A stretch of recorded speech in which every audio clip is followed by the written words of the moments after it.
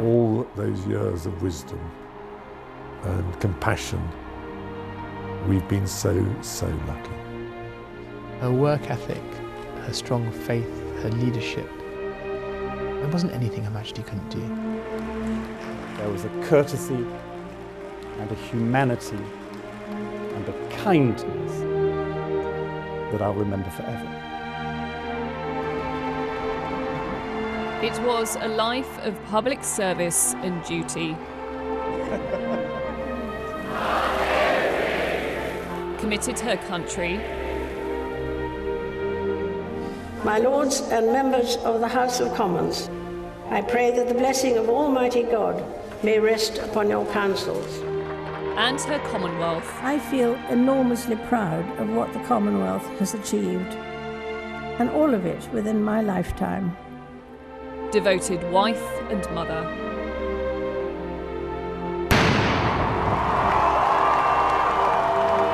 A constant figure of national pride as the world around her witnessed extraordinary change.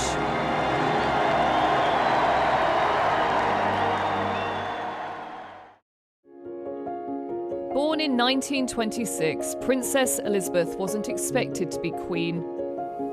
Home videos show it was a happy childhood.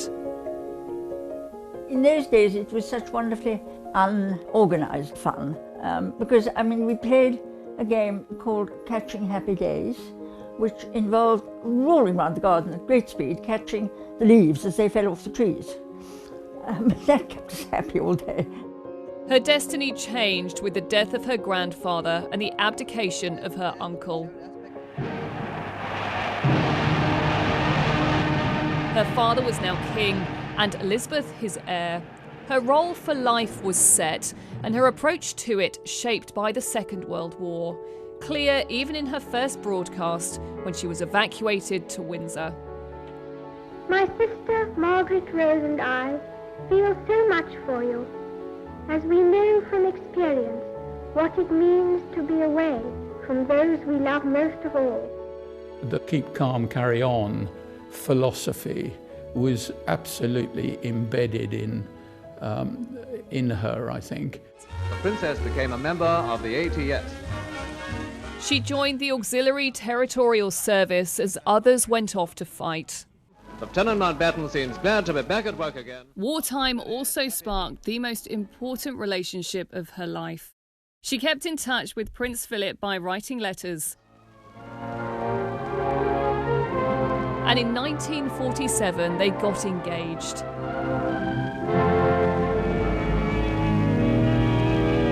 A glamorous young couple, their wedding was celebrated across the country.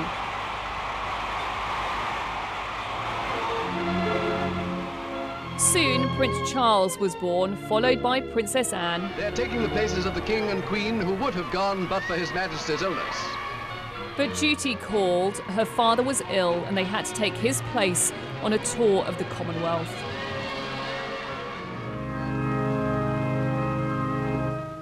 To the stunned heart of London and to the whole Commonwealth came the tragic news from Sandringham of the passing of a beloved sovereign, King George VI.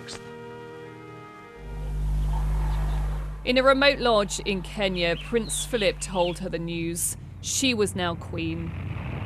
All accounts say that she gulped, gathered herself, a grieving daughter, but also now the queen, in a way that she could never have imagined, and of course in her early 20s at the time.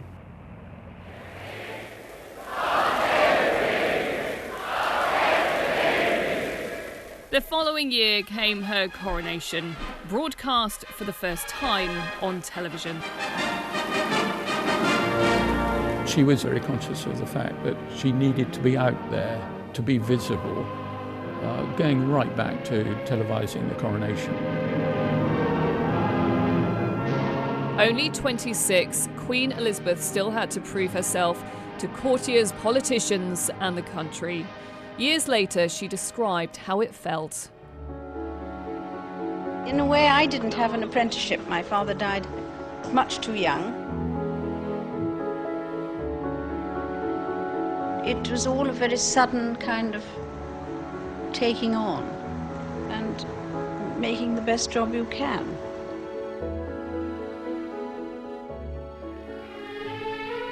From the very start, she felt she had to get out and connect with the public. The Queen and Duke now took their places. Through thousands of engagements and inventing the walkabout.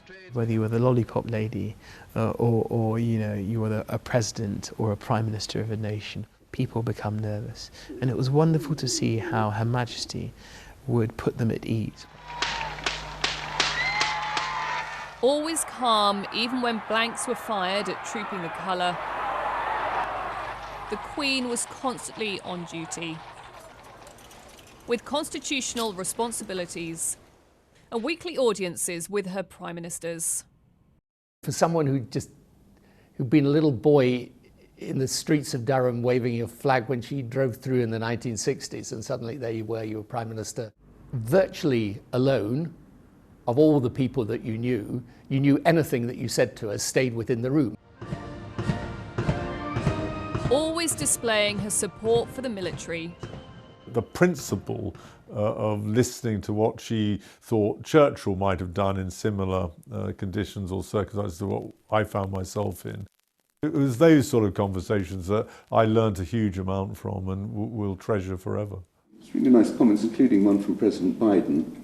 Oh, that's very kind. As every day there were red boxes full of state papers to deal with. Do we think that this is a good idea? Do we know what it's about? She was a wonderful boss. We used to put up a red box every evening, and we knew that she would have been through them and it would be back on our desk the next morning at 8 o'clock. It was extraordinary how she did this day after day throughout her reign. It wasn't just matters at home. As head of the Commonwealth and Queen of other realms,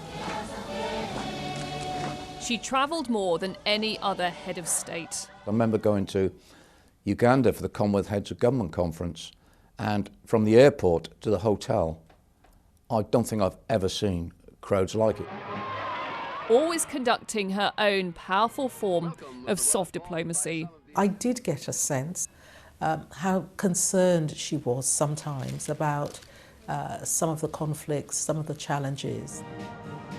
She can have a personal conversation which, you know, helps to move on some really quite difficult and tricky political moments. I think we haven't get too weighty. Very nice to see you. Yeah. They melt around her.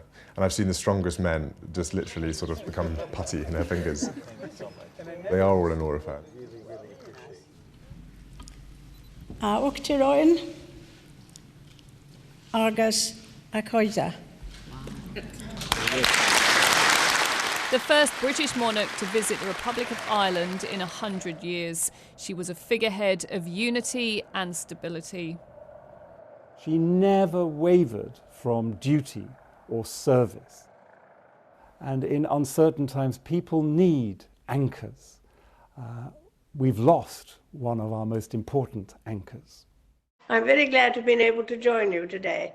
There at times of national tragedy, including the coronavirus pandemic.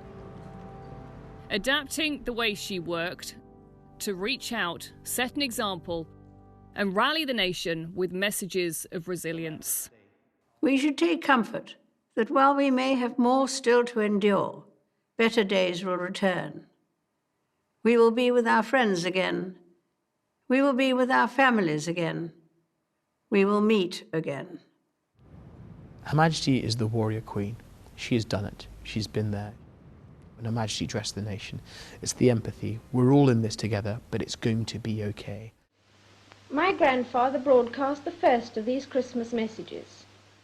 Her Christmas broadcast every year was her chance to send a personal message. It's no surprise that families so often treasure their Christmas routines. Because behind the formality was an utterly devoted wife and mother. Prince Andrew, 5 last February, probably feels quite senior now that he has a baby brother. The family is very close together and we do enjoy spending time. And she's always made time all the way through her life. And yes, there have been those particular moments of the year when that very much comes first. When we were very young, obviously, it was it was harder for her to have so much time. And we were obviously living elsewhere as well, so we were never really all together in the same place. But whenever we had the family moments and we met up, she'd be very keen on watching what the children were up to. And I think there were moments when she loved the noise and running around the house. It kind of brought the house to life, and it kind of made the real family atmosphere. I think that'll be strong enough. Try the one up there. We'll see if this is strong enough to... Get off, get off. I wanted to say. While she was head of state, Philip was head of the family and a huge support. Come around this side. Nasty feeling, but isn't there another branch left anyway? They were a couple with a different relationship than many people have, but he learnt to live with that. It's difficult to be a monarch with the degree of responsibility that you have without a very good partnership to back you up. When there were tough moments, if he was around, it was hugely important. You could see them working a crowd or working a walkabout. You watch it, they'll stop you. It wasn't planned, it was instinct. They both had the same metabolic clock, I think. In 2021, she said goodbye to her beloved husband and dedicated consort.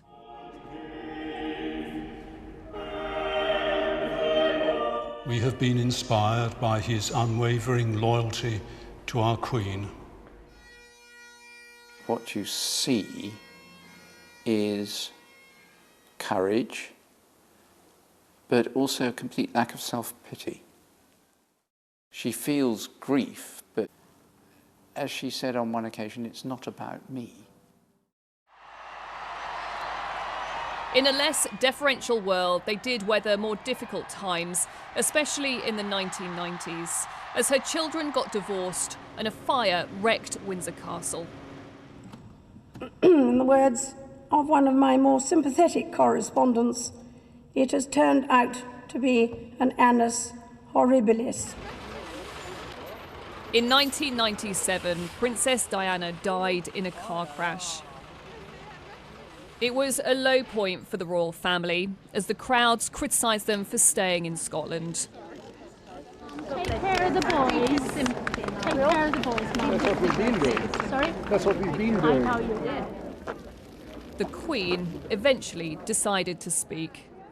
I admired and respected her for her energy and commitment to others, and especially for her devotion to her two boys. The Queen's life has been a continual process of evaluation, re-evaluation, shaping how you keep in touch with a world that's changing very fast. But she was always doing that.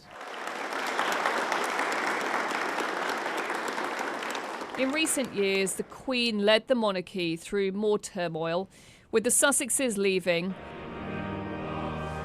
and Prince Andrew facing sex abuse allegations.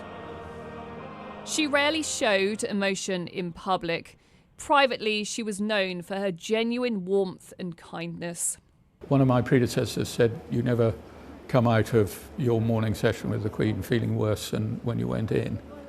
She was always worried about you and how you were. That must be quite difficult to do. You know, and how your family were. You stick all these things in. We were up shooting one day up in Balmoral, and the weather changed in the afternoon. So I took my raincoat, wrapped it round, I gave her my scarf and my gloves, and as I walked away, I cheekily took my flat shooting hat off and put it on top of her headscarf. 3 weeks later, she called me into her office, and she'd had this photograph developed and put in a beautiful frame for me, and she said, I thought you'd like to keep this as a souvenir of that very funny afternoon we had up in the hills of Scotland. It's one paw. That's it. She was never happier than when she was with her dogs and watching her horses.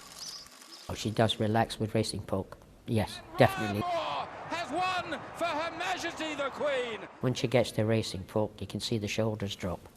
You can see her, somebody I know, somebody I've got something in common with. And she does maybe spend a little bit longer with them. I do remember that suddenly there was a huge fight going on amongst a number of corgis. She waded in and she got bitten in the process, but she sorted it out. just sometimes we would see a glimpse of her sense of humour. Careful what you wish for. Oh, really?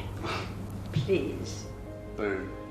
As she shared the screen with some of Britain's other biggest stars. James Bond at the 2012 Olympics. The two figures disappeared out of the helicopter. Harry, in complete incredulity, just shouted out, "Go Granny." And Paddington Bear for her Platinum Jubilee. I always keep one for emergencies. So do I. I keep mine in here. Oh. For later. Thank you for everything. That's very kind. As the Queen grew older, the whole country would come together to celebrate her milestone moments.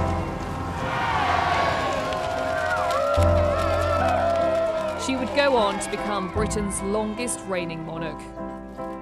Inevitably, a long life can pass by many milestones. My own is no exception.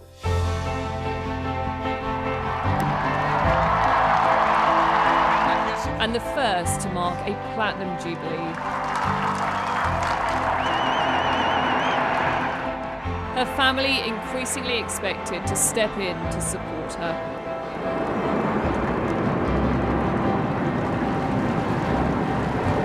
The Queen's remarkable reign and the stability it brought helping to secure the future of the monarchy as her family continued to grow.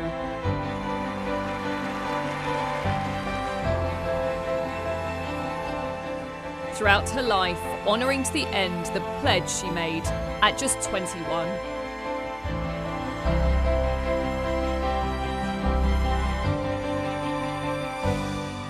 I declare before you all that my whole life, whether it be long or short, shall be devoted to your service and to the service of our great imperial family to which we all belong.